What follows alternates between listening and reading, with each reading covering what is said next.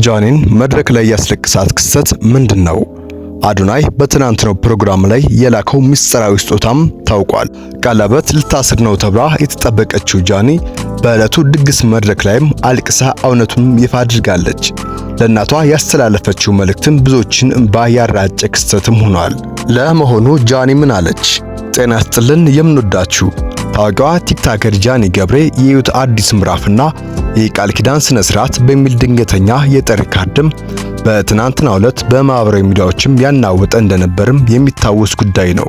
ብዙዎችም እውነት ጃኒ አዶናይን ለመበቀል ከሌላ ሰው ጋር ድንገት ቀለበት ልታስር ነው ወይስ አዶናይ በቦታው ተገኝቶ ህዝቡን ሰርፕራይዝ ሊያደርጉት ነው እያሉ አድናቂዎቿ በከፍተኛ ግራ መጋባት ውስጥም ነበሩ። ይህ ነገር በመላው የሶሻል ሚዲያ ተጠቃሚ ሲያወዛግቡ የቆየ ነገር ቢሆንም በመጨረሻ ላይ ግን የተጠበቀው እሁድ ቀን ደርሶ እውነቱም ወጥቷል። በዕለቱ ጃኒ መድረክ ላይም ለምን አለቀሰች? ጃኒና አዶናይ አብሮ ናቸው የሚያስብል ምን ፍንጮች ታዩ? ታዋቂው ቲክቶከር እስጢፋኖስ እንዴት ተታለለ? የሚሉ በዚህ ቪዲዮ ዝርዝር መረጃም ይዘንላችሁ ቀርበናል። ታደምጡታላችሁ። እናንተ ብቻ እንደተለመደው ላይክና ሳብስክራይብ የሚሉ ነጭና ቀይ ቀለማትን መታ እያደረጋችሁ ትንሽ አብራችሁን ዝለቁ።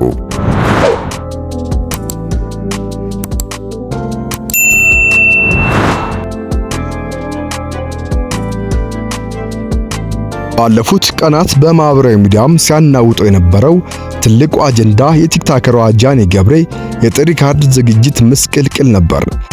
ጃኒ ገብሬ ህይወትን የሚቀይር ጥሪ በሚል መሪ ቃል ለተለያዩ ጥሪ የተደረገላቸው ወገኖችም ታዋቂ ሰዎችና አድናቂዎቿ እሁድ ዕለትም በደስታዋ ቀን እንዲገኙላት ጥሪ ካርድም በትናም ነበር። ካርዱ ላይ የቃል ኪዳን ስነ ስርዓት የሚል ቃል ሰፍሮበት ስለነበርም መላው ቲክቶከር ማህበረሰብና የጃኒና የአዶናይ ነገር ፍጻሜ አገኘ፣ ጃኒ ሌላ ሰው አግብታ ከአዶናይ ህይወትም ልትወጣ ነው የሚሉ መላምቶችም ሲነገሩ፣ አንዳንዶች ደግሞ አይ አዶናይ ራሱ በቦታው ተገኝቶ ቀለበት ሊያስርላት ይችላል የሚሉ ግምቶችም ሲነገሩም ነበር።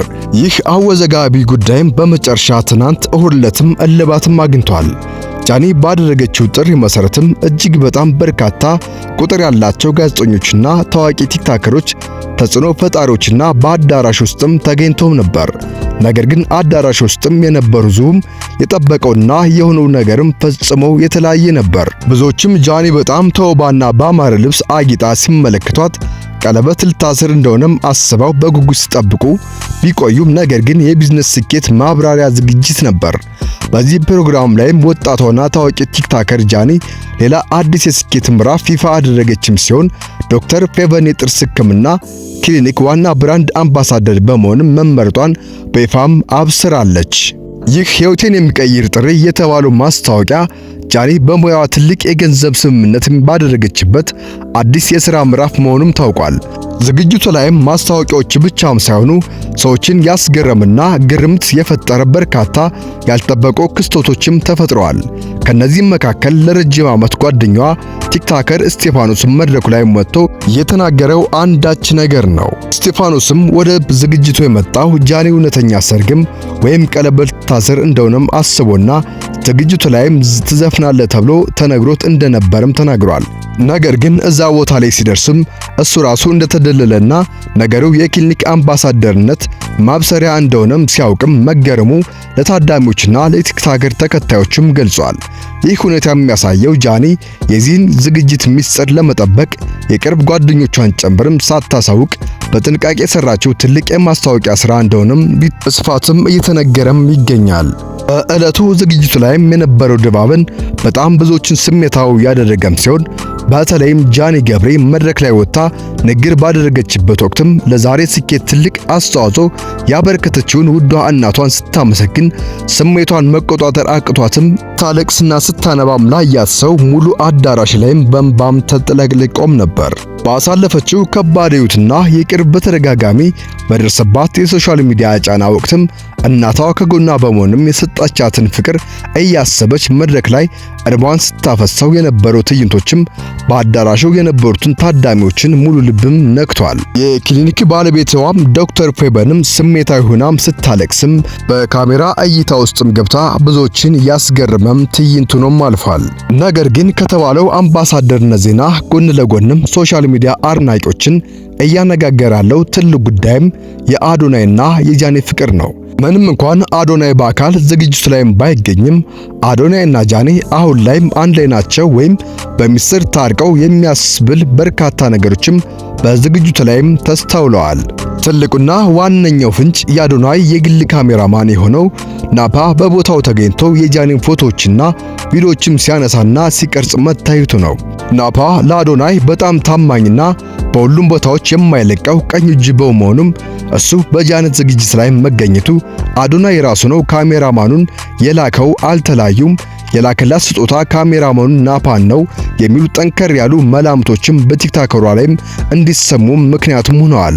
አሁን ላይ ጃኒና አዶናይ አብሮ ናቸው የሚሉ ወሬዎችም ይበልጥ የተጠናከረ የመጣም ሲሆን የሰሞኑ ከዚያማ ጋር አንድ ላይ ናቸው የተባለው ወሬና የዱባይ ጉዞ ምናልባትም ለጊዜያዊ የሥራ ጉዳይ ወይም ህዝቡን ለማደናገር የተደረገ ድራማም ሊሆን እንደሚችልም እየተነገረ ቢገኝም አዶናይ ከቀናቶች በፊትም ላይቭ ላይ ገብቶ አድናቂዎቹ በተናገረው መሰረት ግን ጃኒ ጋር መለያየታቸው እውነት እንደሆነና በህይወቱም ከባድ ጊዜያትም እያሳለፈ እንደሆነም ነገር ግን ከሷ ጋር በፈለገውና በፈለገችው ጊዜ ሁሉ ለመተጋገዝ ቃል የተገባቡት እንደሆነና እንደተለያዩ ስሜትም እና ይህ ጊዜ ማለፍም ቀላል እንዳልሆነም በግልጽ አማርኛም ያተረዳበት ጊዜም እንደሆነም ተነግሯል።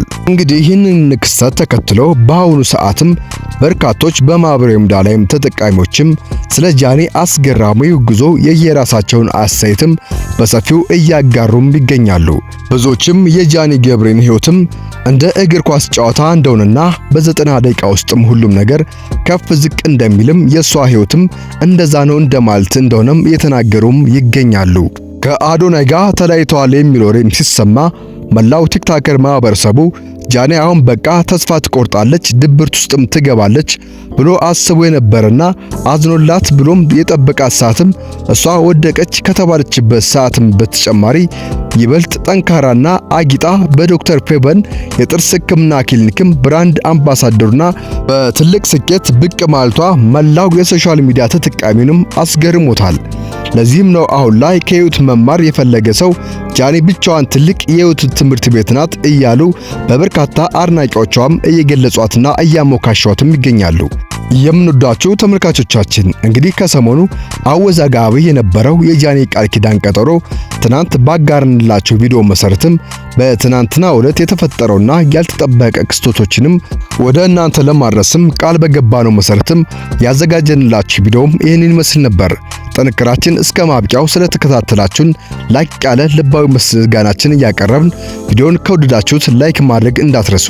እነዚህን ያሉ ወቅታዊና ትኩስ መረጃዎችን የመዝናኛና የማህበራዊ ዜናዎችን በየቀኑ ደርሷችሁ ደግሞ ሐሜት ፕላስ ዩቲዩብ ቻናልን ሰብስክራይብ በማድረግ ቤተሰብ እንድትሆኑ እጋብዛችኋለሁ። በቀጣይ የተሻለ ቪዲዮ እስከምንገናኝ በያላችሁበት የዓለም ዳርቻ ሰላማችሁ ብዝት ይበልን። ቸር ቆዩ።